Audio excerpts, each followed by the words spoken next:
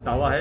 ये सर जो है सिर्फ अल्लाह के सामने झुकेगा और किसी के सामने झुकने वाला नहीं है। अगर मुझे जीतना है तो प्यार से जीतो। मैं प्यार से आपके साथ में खड़े रहने को तैयार हूँ। आप अगर एक कदम प्यार का बढ़ाओगे तो मैं 4 कदम प्यार के आपके सामने बढ़ाने को तैयार हूँ।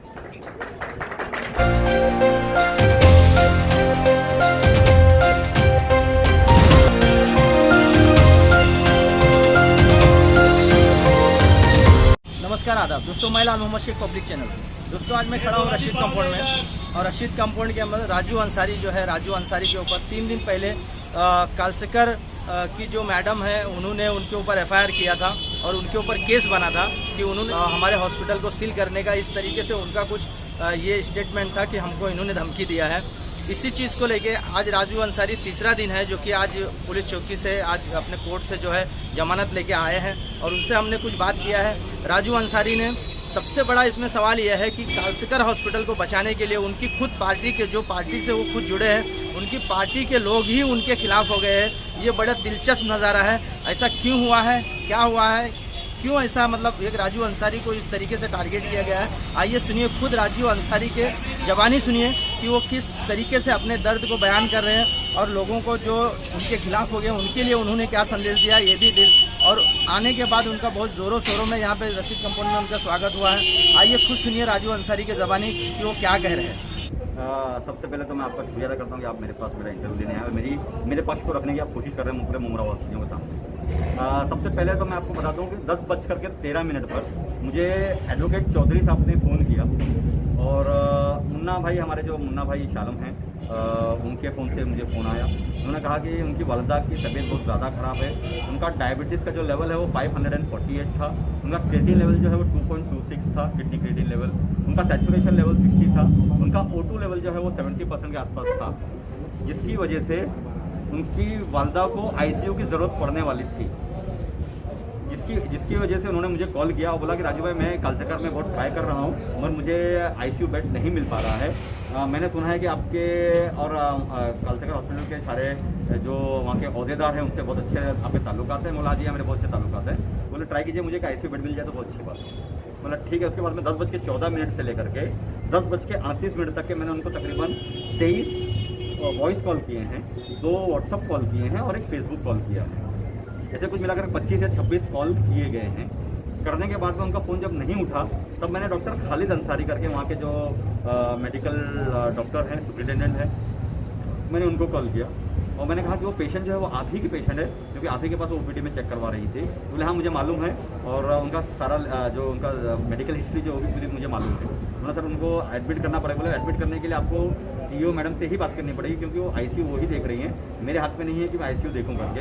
और आईसीयू फिलहाल खाली भी नहीं है, 4 वेटिंग चल रही है। 4 पेशेंट अभी भी वेटिंग में खड़े हुए हैं। उनको लेना तो मैं आपके पेशेंट को शायद नहीं ले पाऊँगा, फिर भी मैं आपको 3 नंबर देता हूँ, डॉक्टर इमरान का, डॉक्टर जावेद का और एक आसिफ मोमिन करके वहाँ के सुपरवाइज़र है उनका। ऐसा 3 लोगों का उन्होंने मुझे नंबर व्हाट्सअप किया या SMS किया, मुझे याद नहीं है, शायद व्हाट्सअप किया था। तो मैंने उसके बाद में फिर उन 3 लोगों को फ़ोन किया, तो उसमें आसिफ मोमिन सर ने मेरा फ़ोन उठाया। उन्होंने कहा सर आपकी बात बिल्कुल सही है कि उन्हें आईसीयू की ज़रूरत है, मगर अभी फिलहाल हमारे पास आईसीयू खाली नहीं है, और आईसीयू के लिए सिर्फ आप मैडम से ही बात करें तो अच्छा रहेगा, क्योंकि वो शायद हमारे हाथ में नहीं और आईसीयू पूरे कम्प्लीटली फुल है। मतलब ठीक है। उसके बाद मैंने फ़ोन रखने के बाद मुझे ऑफिस, जब मुन्ना भाई के फ़ोन से ऑफिस फ़ोन आया तो मैंने उनसे कहा कि भाई आप एक काम कीजिए, आपकी वालदा को आप न्यून हॉस्पिटल लेके चले जाइए, वहाँ पर डॉक्टर मेरिन शिंदे हैं, मैं उनको बोल देता हूँ वहाँ पर इंशाल्लाह आपका एडमिशन हो जाएगा, कि वहाँ पर एक बेड खाली है। तो बोले ठीक है, हम लोग उसका वहाँ पर देख लेते हैं। उसका भी मेरा उनसे कोई कॉन्टैक्ट नहीं हुआ, फ़ोन रख दिया। 11:25 पर कॉल बैक आया आफरीन सौदागर मैडम का, जो वहाँ की CEO हैं। उन्होंने कहा राजू भाई आपने मुझे कॉल किया था, 25 कॉल किया आपने मुझे। बोला हाँ मैडम, मैं आपको कॉल इसके लिए कर रहा था कि एक पेशेंट की हालत बहुत ज़्यादा नासाज है और उन्हें सख्त तौर पे आईसीयू की ज़रूरत पड़ने वाली थी। तो आपने मेरा फ़ोन नहीं उठाया मैडम, मैंने 25 आपको कॉल किया। तो उन्होंने कहा मेरे पास आपका फ़ोन उठाने के अलावा भी मुझे बहुत सारे दूसरे काम होते हैं। तो मैं बोला हाँ मैडम मुझे मालूम है आपको बहुत सारे काम रहते हैं। बोले नहीं, मैं प्रेस कॉन्फ्रेंस में इसलिए नहीं उठाया। बोला मैडम आपका प्रेस कॉन्फ्रेंस जो है वो 8 बजे से लेकर 9:30 बजे तक खत्म हो चुका था। मेरा पहला कॉल जो है आपको 10:14 पर गया है। तो नहीं, उसके बाद भी मुझे और भी बहुत सारे काम रहते हैं। मेरा सिर्फ काम ये नहीं कि सिर्फ आपके कॉल को मैं अटेंड कर दे रहा हूँ। बोला ठीक है आप मैडम आप बात अटेंड कीजिए, मगर आपका काम जो है वो एक हॉस्पिटल को चलाना है, ना कि पॉलिटिकल गलियारों में घूमना है। आपने अपने काम को बखूबी अंजाम देना चाहिए। यहाँ पर पेशेंट मर रहे हैं। आपके यहाँ पर एक हादसा हो चुका है इससे पहले, एक पेशेंट, एक प्रेग्नेंट लेडी जो थी आपके यहाँ पर दम तोड़ दी थी। तो आपका जो पूरा जो ध्यान जो होना चाहिए, आपकी जो पूरी कंप्लीट जो आपकी वो सेंटर ऑफ अट्रैक्शन जो होना चाहिए वो हॉस्पिटल और हॉस्पिटल के पेशेंट्स होने चाहिए, ना कि पॉलिटिकल गलियारा होना चाहिए।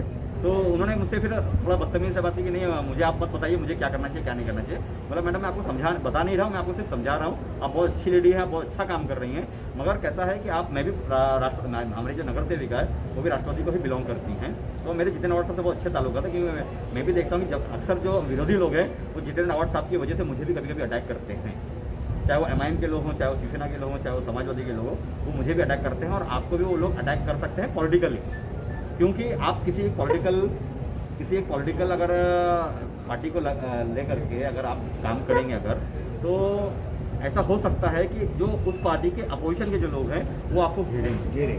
तो ये मैंने उनको सिर्फ एक गुड फेथ के अंदर कहा था कि मैडम आपने न्यूट्रल रहकर के काम करना चाहिए, ठीक है आपके बहुत अच्छे रैपर होंगे या आपके बहुत अच्छा किसी के साथ में अगर बहुत अच्छा टर्म्स एंड कंडीशंस है बहुत अच्छी बात है, मगर जब आप काम कर रही हैं तो काम आपको निष्पक्ष होकर के करना चाहिए।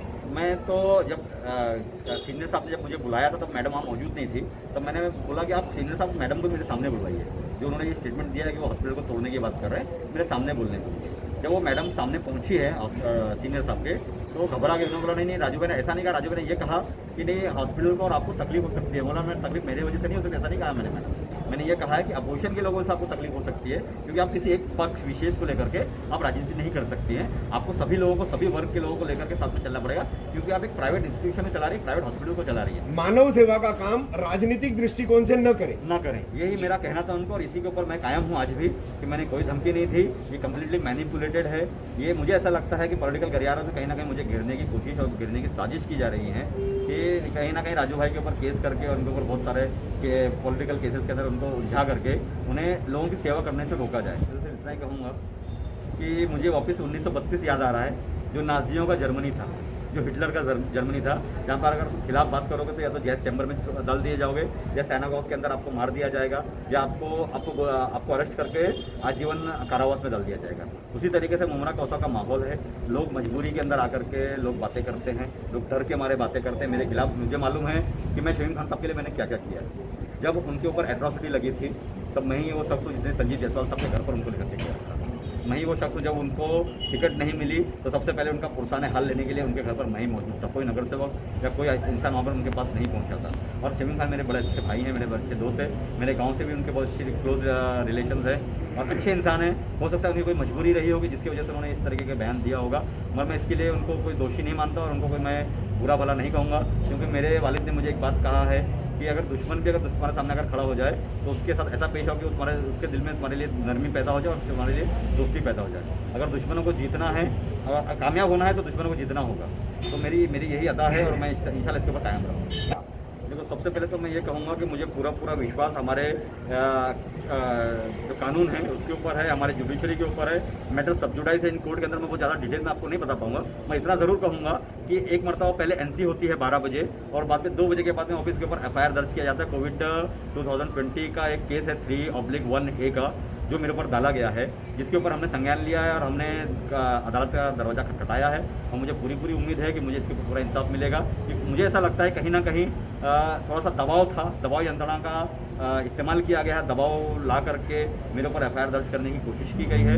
मगर कहते हैं ना जिसे अल्लाह रखे उसे कौन सके, तो अल्लाह ने मुझे और ज़्यादा तेज़ी से उभारा है और ज़्यादा तेज़ी से बाहर निकाल के लाया है। आज आप मेरे ऊपर जो यहाँ पर जो भीड़ उमड़ी है, जो भीड़ ने मुझे ऊपर प्यार दिखाया है, वो आप अपनी आंखों से देख सकते हैं। और मैं ये देख रहा हूँ कि पूरे मुमरा कौसा के अंदर जो आई सपोर्ट राजू अंसारी करके जो एक हैशटैग चल रहा है, जो एक ट्रेंडिंग चल रहा है इंस्टाग्राम के ऊपर या ट्विटर के ऊपर या फेसबुक के ऊपर या व्हाट्सअप के ऊपर, मैं ये समझता हूँ कि जो हमारे जो लोग हैं, जो मैं नहीं समझता हूँ कि इतने सारे मेरे चाहने वाले थे पूरे मुमरा कौसा के अंदर, आज वो लोग खुल करके मेरे सामने मेरे साथ में आए हैं। मैं उन सारे लोगों का शुक्रगुजार हूँ, इतने सारे लोग मेरे साथ में खड़े हैं। और मैं भी इंशाल्लाह जब हक की बात करने की बात आएगी तो मैं कभी जेल से और लॉकअप से डर करके पीछे नहीं हटने वाला हूँ।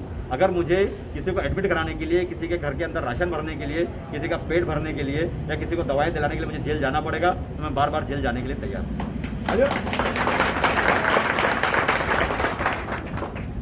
मैं इसके ऊपर शायद कमेंट नहीं करना चाहूँगा, हो सकता है वो होंगे, हो सकता नहीं होंगे।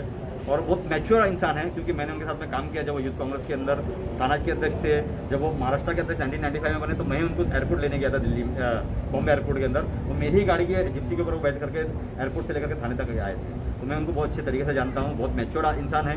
हो सकता है थोड़ी बहुत गलतियाँ हो गई होंगी उनसे, हो सकता है मुझसे गलतियाँ हो रही होंगी, जिसकी वजह से हम दोनों के अंदर दूरियाँ बढ़ी हुई हैं, मगर मैं नहीं मानता हूँ कि वो कच्चे कान के हैं। हाँ, हो सकता है कुछ लोग उनको गलत मैसेज दे रहे होंगे, गलत तरीके से उनको वर्गला रहे होंगे, जिसकी वजह से वो मेरे खिलाफ हो सकते हैं, मगर मैं उनके खिलाफ नहीं हूँ। मैं आज भी उनको अपना नेता मानता हूँ। ये दूरियां जो है वो नजदीकियां में बदल जाए फिर एक बार, क्या करेंगे इसके? अगर मैं आपको बोलता हूँ, देखो एक बात मैं आपको समझा देता हूँ। हमारे एक MP थे बिहार के, तस्लीमुद्दीन साहब, शायद आपने उनका नाम सुना होगा,